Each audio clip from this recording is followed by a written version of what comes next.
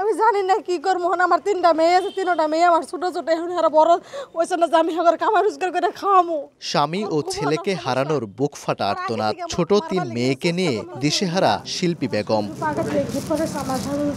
ময়মনসিংহের ফুলবাড়িয়া উপজেলার নাওগাঁও পশ্চিমপাড়া এলাকায় চুরির অপবাদে ডাকা সালিশে না আসায় অভিযুক্তের বাড়িতে হামলা চালিয়ে পিটিয়ে ও কুপিয়ে হত্যা করা হয়েছে বাবা ছেলেকে। রোববার দুপুরে ঘটে এই নৃশংস ঘটনা।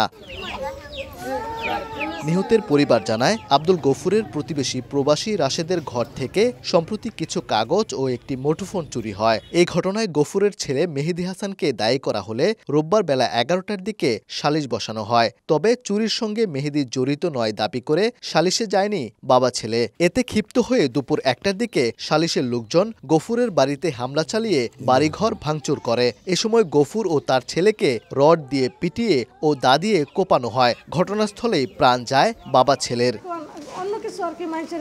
পরিবারের অভিযোগ, নিহত গফুরের চাচাতো ভাই আব্দুল মোতালেবের সঙ্গে জমি সংক্রান্ত বিরোধ ছিল তাদের। এর জেরেই চুরির অপবাদ দিয়ে ঘটানো হয়েছে হত্যাকাণ্ড। তার আগে থেকে মারবার লিখার চেষ্টা করতেছে জমিনের বিষয়টা নিয়ে। এগুলো আর অন্য কোনো না। বিভিন্ন জায়গা থেকে লোকজন ভাড়া করে আনছে, যার যেরকম মন ধরছে এরকম করে কুবাইছে।